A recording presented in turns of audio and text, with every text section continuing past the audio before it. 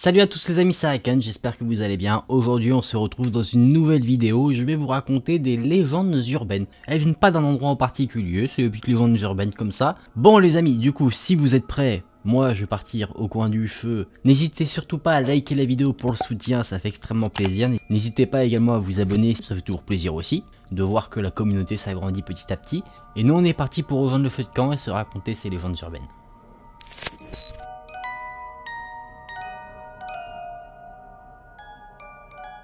On commence avec la première. Durant la guerre civile américaine, il y avait une route au Texas, entre Groove et Port Neches, et il y avait une femme qui vivait à côté de cette route. Elle s'appelait Sarah Jane. Son mari l'avait quittée, pas pour mettre fin à leur relation, mais il était parti pour faire la guerre. Et à un moment donné, les soldats ennemis passaient par la route où elle vivait, du coup Sarah Jane avait très peur pour elle et son bébé. Elle a donc décidé de se cacher. Elle est allée près d'une rivière et elle a caché son petit bébé sous un pont dans un petit panier. Elle est ensuite repartie chez elle et a attendu que les soldats ennemis arrivent et elle se disait au moins son enfant serait à l'abri. Les soldats sont passés et il ne lui est rien arrivé du tout. Elle est donc retournée rapidement au pont pour récupérer son enfant et malheureusement le panier avec le bébé avait disparu. Le niveau de l'eau était monté, ce qui avait fait que le panier du bébé avait été emporté par le courant et avait été transporté ailleurs. Sarah Jane a cherché toute la nuit son enfant. Elle espérait retrouver son enfant sain et sauf. D'ailleurs, même des voisins entendaient les cris de Sarah pour essayer de faire réagir son bébé. Elle n'arrêtait pas d'aller voir les gens pour demander s'ils n'avaient pas vu un panier passer contenant un bébé. Elle disait à tout le monde « Avez-vous vu mon bébé ?» Mais malheureusement, personne ne l'avait vu. Incapable de retrouver son bébé, Sarah Jane était remplie de chagrin. Elle a décidé de retourner au pont, là où elle avait laissé son enfant, et c'est là qu'elle s'est donné la mort par pendaison. Quand les gens ont retrouvé son corps, ils ont remarqué qu'à côté, il y avait une inscription gravée sur le bois qui composait le pont. Il y avait marqué « Où est mon bébé ?» Cette histoire a perduré dans le temps, au-delà des faits, elle est devenue une légende, et cette légende s'est plus ou moins développée.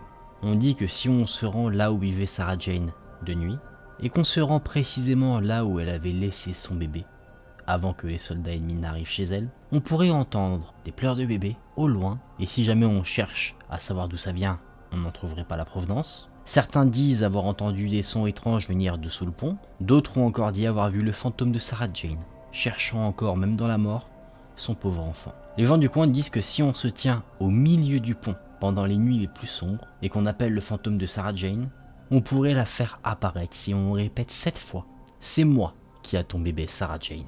Belle histoire triste, je trouve. Creepy, pas tant que ça, mais je trouve que ça met en jambe pour la suite des histoires qu'on va voir dans cette vidéo.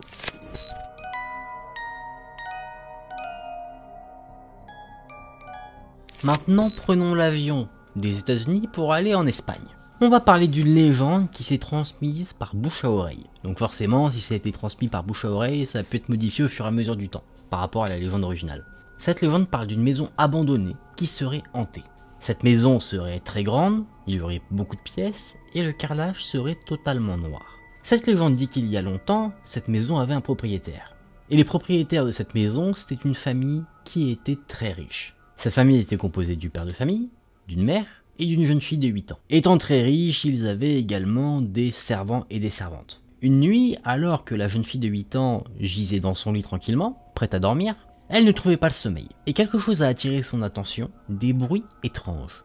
Des bruits qui se tenaient dans le couloir, juste à l'extérieur de sa chambre. Et comme vous le savez, les enfants, ils ont une curiosité. Et elle ne dérogeait pas à cette règle. Du coup, elle a voulu voir quelle était l'origine de ce bruit. Elle a donc doucement ouvert la porte de sa chambre et elle a jeté un petit coup d'œil dans le couloir qui était bien sombre. Au bout du couloir, elle a pu distinguer une silhouette sombre, assez petite, comme si c'était quelque chose qui était soit allongé sur le sol ou recroquevillé. Au fur et à mesure que ses yeux s'ajustent à la lumière, c'est-à-dire aucune lumière, donc elle voyait de mieux en mieux dans la pénombre, elle se rend compte que c'est un petit garçon. Un petit garçon qui semble avoir le même âge qu'elle, ce qui l'a forcément très surprise. Dans sa main, il tenait une bougie qui était allumée mais qui n'émettait pas une lumière assez forte pour bien éclairer le couloir, et de l'autre main, il tenait un bout du carrelage noir qu'il y avait sur le sol. Ce jeune garçon avait l'air de cacher quelque chose sous le carrelage, et à partir du moment où il avait terminé, il a disparu, dans l'air, comme ça, sans un bruit.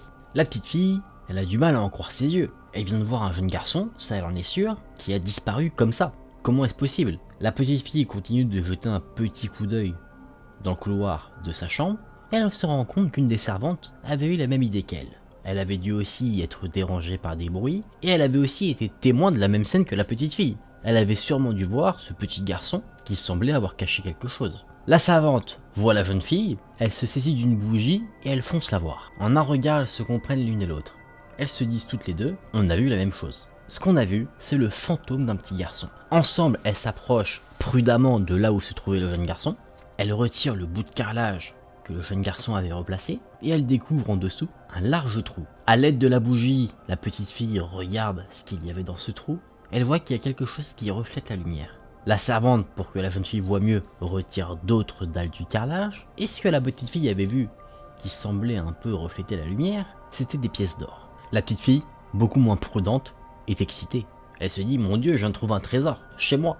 Elle attrape les pièces, et elle les donne à la servante pour qu'elle puisse les sortir du trou. La servante jette la petite fille dans le trou, elle l'enferme et elle la tue. Non, c'est faux. Ce qu'elle fait, c'est qu'elle ramène la jeune fille et elle remet les dalles ensemble, tranquillement. La servante, elle n'en croit pas ses yeux, c'est normal. Elle a jamais connu la richesse de sa vie, et là elle se dit, mon Dieu, peut-être que je vais pouvoir m'en sortir un petit peu avec ces pièces d'or. Et la jeune fille, elle est très excitée d'avoir trouvé ce trésor. Toutes les deux, elles se mettent d'accord sur une chose.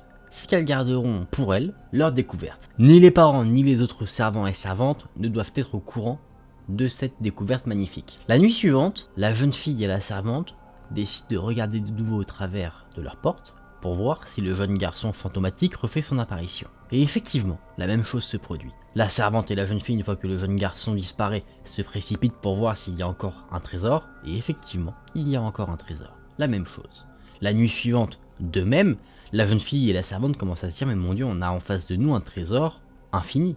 Au fur et à mesure du temps, ils mettent les pièces dans un sac qui commence à peser assez lourd, mais une nuit les choses ne se sont pas passées comme prévu. Comme à l'accoutumée, elles étaient là à récupérer les pièces d'or, sauf que la bougie qu'utilisait la servante pour éclairer le fameux trou où se trouvait la jeune fille pour récupérer toutes les pièces s'épuisait un peu plus rapidement que d'habitude. La servante, inquiète pour la jeune fille, disait « Dépêche-toi, il faut que tu sortes de ce trou avant que la bougie ne soit consommée ». Et la jeune fille pressait donc le pas. Elle allait sortir, la servante la tenait, qu'une des pièces que tenait la jeune fille en main est tombée. Sans hésitation aucune, la jeune fille a poussé la servante pour retourner dans le trou et récupérer la pièce. Sauf que là, malchance. La bougie qu'utilisait la servante pour éclairer la zone s'éteint. Bien sûr, la servante panique.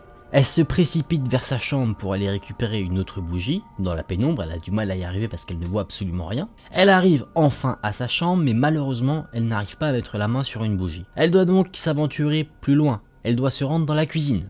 Donc là, le chemin est encore plus long, elle met plus de temps. Enfin, elle met la main sur une bougie. Rapidement, elle l'allume et elle retourne dans le couloir pour aller récupérer la jeune fille. Sauf que, problème, le bout de carrelage a été remis.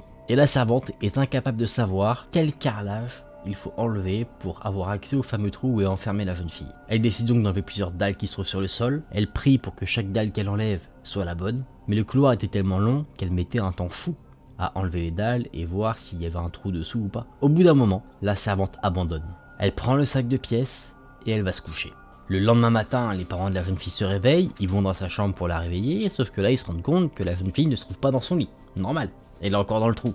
Les parents interrogent les servants et les servantes, et tout le monde dit qu'ils ne savent pas où elle est passée. Une recherche complète de la maison est effectuée, mais bien sûr, la jeune fille n'est pas trouvée. Les parents n'en reviennent pas, ils comprennent pas ce qui se passe, comment leur fille a pu disparaître comme ça, et la servante, elle, qui sait où se trouve la jeune fille en soi, ne dit rien. Elle décide de se la fermer. Et quelques jours plus tard, alors que la mère de la jeune fille disparue pleurait dans sa chambre, elle entend une voix qu'elle reconnaît. C'était la voix de sa fille qui pleurait en disant « S'il vous plaît, aidez-moi, je suis là, aidez-moi, laissez-moi sortir ». La mère, qui se dit « Peut-être que je vais enfin retrouver ma fille », décide de rechercher dans la maison de nouveau. Mais là, problème, c'est qu'à un moment donné, les cris semblent venir d'un côté de la maison et à un autre moment carrément à l'opposé.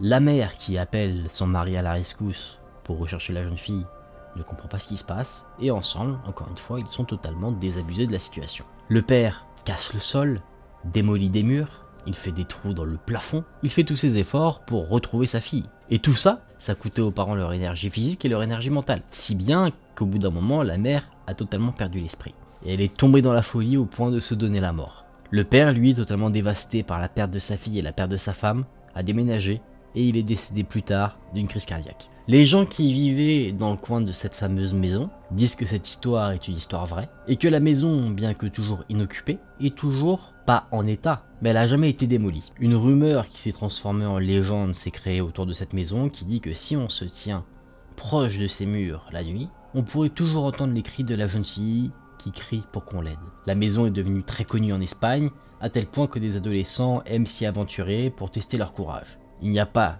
que cette raison-là, ils veulent aussi voir s'ils arrivent par hasard à trouver des pièces d'or. D'autres personnes s'aventurent dans ces lieux, non pas pour voir s'ils sont courageux, mais simplement pour essayer de mettre un fin mot sur cette histoire, savoir où se trouve la jeune fille. Et à ce jour, personne ne l'a encore découvert. Des voisins apparemment appellent la police de temps en temps parce qu'ils entendent des cris venir de cette maison, et quand la police pénètre dans les lieux pour voir ce qu'il se passe, ils disent qu'ils ne trouvent qu'une bougie éteinte sur le vieux carrelage noir. C'est là que cette légende s'arrête, pauvre jeune fille. Après, la question qu'on peut se poser, si on se dit que c'est une histoire vraie bien sûr, par rapport à ce que la légende peut raconter, c'est comment c'est possible que la famille n'ait pas trouvé la jeune fille s'ils ont cassé le sol, les murs et tout. Comment c'est possible? Ça veut dire qu'elle aurait potentiellement disparu. Deuxième question, qui est le jeune garçon qui vient mettre des pièces d'or? Ça, c'est un mystère. Est-ce que ce trésor est entre guillemets maudit? On n'en a pas l'impression en soi. Est-ce que ces pièces d'or portent une certaine malédiction?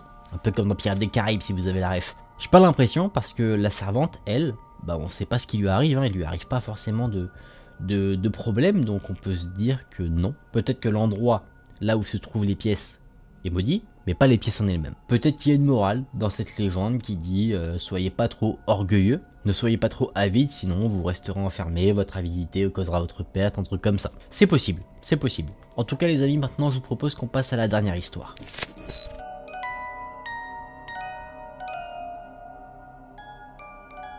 On va parler d'une route qui est censée être hantée, maintenant, aux États-Unis. On a fait l'aller-retour, on a fait États-Unis, Espagne, États-Unis. Une route qui est hantée par une personne assez atypique, ce serait une femme, avec le corps d'une femme et la tête d'un cochon. Ça donne pas trop envie de la rencontrer. Et elle entrait une route qui porte son nom, la Pig Lady Road, la route de la femme cochon, ou la femme cochonne, comme vous voulez. La légende associée à cet étrange personnage est la suivante. On est dans les années 1900, où un homme vivait avec sa femme dans une ferme où ils avaient ensemble des cochons. La femme est tombée enceinte, mais malheureusement, elle a donné naissance à un enfant horrible. Si horrible que ce bébé ressemblait à un cochon. Le père était dégoûté de voir son enfant, donc il a à un moment donné décapité un de ses cochons, et il a placé la tête de ce fameux cochon sur la tête de sa fille pour masquer son visage. Pour lui, avoir le visage d'un cochon en face de lui sur le corps de sa fille, c'était mieux que de voir le visage de sa fille. Je pense qu'il faudrait mieux appeler la protection des enfants à ce niveau-là. La jeune fille a grandi au fur et à mesure du temps, elle a été humiliée par son père notamment, et du coup elle n'a pas eu une enfance des plus ravissantes. Elle a été moquée par les autres enfants de la région dans laquelle elle vivait, qui l'ont surnommée la femme cochonne. Dégoûtée de la vie qu'elle vivait jusqu'à présent, elle s'est promis qu'un jour, elle se vengerait. Plus tard, sa mère est tombée malade, tellement malade qu'elle en est décédée. La jeune fille a enterré sa mère, et c'est là qu'elle a commencé à tomber dans la folie la plus extrême. Après avoir enterré sa mère dans le jardin, elle s'est emparée d'une hache, elle est rentrée dans sa maison, et elle s'est occupée de son père. Elle l'a décapité, et là où devait se trouver normalement sa tête, elle a placé une tête de cochon. Après ça, elle l'a enterré dans le jardin également, et elle a fait comme si de rien n'était. Elle a continué à grandir, elle n'était plus adolescente, elle était maintenant adulte, et cette fameuse femme cochonne vivait recluse chez elle, comme une ermite. Elle détestait avoir un contact social avec d'autres humains. Un jour, deux garçons qui passaient pas loin de chez elle l'ont aperçue. Ils ont commencé à se moquer d'elle et à lui crier dessus « femme cochonne, femme cochonne ». Plus tard dans la nuit, ces deux jeunes garçons ont eu l'idée de faire une farce à la jeune fille, et vu son histoire on voit qu'il ne voudrait mieux pas l'embêter, mais ils décident de faire une farce, c'est-à-dire de placer une tête de cochon devant sa porte. Sauf que ces deux jeunes garçons n'ont jamais réussi à faire leur farce. Pourquoi? Parce qu'ils ne sont jamais rentrés chez eux derrière, on ne sait pas ce qu'ils sont devenus. Des années plus tard, cette fameuse femme cochonne, la jeune fille qui a grandi, qui portait ce nom issu de moquerie de femme cochonne, est décédée. Sa propriété, n'ayant pas d'héritier, a été prise en charge par la ville. Ils ont commencé à faire des travaux, et dans le jardin, ils ont trouvé deux corps qui n'avaient jamais été retrouvés, les corps des jeunes garçons qui avaient disparu. Bon, ça, c'est pas un gros cliffhanger dans l'histoire. C'est à partir de là qu'une légende a commencé à se former. On dit que cette fameuse femme cochonne n'est pas réellement morte à 100%. Son fantôme serait toujours présent là où elle a vécu. Beaucoup de personnes ont signalé avoir été attaquées dans leur voiture par une femme avec une hache qui portait une tête de cochon là où devait se trouver sa tête. On dit que si on prend la route et qu'on passe à côté de sa maison, qu'on fait 3 appels de phare et qu'on crie son nom, pas son vrai nom mais celui qu'on lui a donné pour se moquer, elle nous apparaîtrait. Elle viendrait après nous pour nous chasser et nous faire du mal. Et une fois qu'on aurait quitté la zone, on n'en sortirait pas à 100% indemne. On retrouverait des traces sur notre voiture, des traces comme si quelqu'un avait frappé le véhicule avec une hache. On dit aussi que si jamais on laisse quelqu'un dans la zone après avoir fait ce fameux rituel, et qu'après on revient le chercher, la personne serait décédée avec des traces sur son corps, des marques qu'on aurait faites à la hache. D'ailleurs, on a encore une petite histoire concernant cette fameuse femme cochonne, ou plutôt son fantôme. Un soir, un groupe d'adolescents a décidé d'aller là où s'étaient passés tous les terribles événements que je vous ai racontés précédemment. Ils ont voulu en fait tester si la légende disait vrai ou pas. Voici ce qu'ils ont dit. On était tous terrifiés, sauf mon amie Jen. D'ailleurs, elle disait qu'on était stupide d'avoir aussi peur d'une histoire fausse. C'est elle qui est sortie de la voiture et qui a commencé à appeler la femme cochonne, The Pig Lady. Elle a commencé à la provoquer. Et nous, dans la voiture, nous étions tous terrifiés. On a quitté la zone et un peu plus loin, on s'est arrêté. Et en sortant de la voiture, on a tous rigolé. On s'est moqué de nous-mêmes, à se dire qu'on était aussi terrifiés de quelque chose de faux, visiblement. Sauf que c'est là qu'on a remarqué que Jen avait disparu. En fait, on avait oublié de récupérer Jen avant de partir. On pensait qu'elle était rentrée avec nous, mais pas du tout. On a fait demi-tour pour la récupérer, mais sur place, il n'y avait aucun signe d'elle. Tout de suite, on s'est dit qu'elle devait nous faire une farce. Donc on est sorti de la voiture, et c'est là que mon ami Shannon a entendu des pleurs venir d'un buisson, non loin de là où on s'est égaré. C'est un autre ami, John, qui a trouvé Jen, gisant derrière un buisson, qui se cachait la poitrine. Ensemble, on l'a ramené dans la voiture, et en silence, on a quitté les lieux. Jen était toujours en train de pleurer, dans la voiture sur la banquette arrière. Je me suis retourné pour la réconforter, et c'est là que j'ai vu les traces sur son corps. Elle avait de larges marques qui saignaient, sur son visage, sur ses bras et sur ses jambes. C'est là que l'histoire s'arrête. Ça me fait toujours un peu rigoler les légendes où on te dit si tu claques 2 fois les doigts et que tu tapes 3 fois dans tes mains et que tu twerks 5 fois, t'as un truc qui va se passer. Et ça me fait toujours rigoler un peu pourquoi faut faire ça comme ça, tu vois. Parce que dans la légende là, typiquement, pourquoi tu dois faire 3 appels de phare? T'en sais rien. T'en sais rien. Encore que tu l'appelles par son nom, le nom qu'elle aimait pas, tu te dis ok, tu vois, ça je comprends. Mais pourquoi faire des appels de phare pour la provoquer? J'ai du mal un peu à comprendre le bordel, tu vois, par rapport à ça. Mais bon, c'est une histoire sympa. Je trouve qu'elle est plutôt cool. Si tu peux toujours te la raconter, je trouve, quand t'es à une soirée entre potes ou quoi, tu sais, genre tu veux te faire des petits frissons. C'est bien comme histoire. Bon les amis, j'espère que ces histoires vous ont plu. On va se remettre en sécurité tranquillement pour débriefer de la vidéo. Alors, avez-vous apprécié ces histoires? Moi je trouve que c'est des petits classiques sympas. Il y a un bon background sur les histoires. Après l'aspect un peu malédiction, hein, l'aspect un peu légende, et pas le truc le plus effrayant, c'est plus mystérieux que effrayant, mais j'ai trouvé ça assez intéressant. Moi j'ai adoré vous les raconter et j'espère que vous avez adoré les entendre. D'ailleurs si la vidéo vous a plu les amis, n'hésitez pas à liker la vidéo, n'hésitez pas également à vous abonner à la chaîne. Moi je vous donne rendez-vous très vite pour une prochaine vidéo. C'était Aken, prenez soin de vous et merci d'avoir regardé la vidéo. Salut!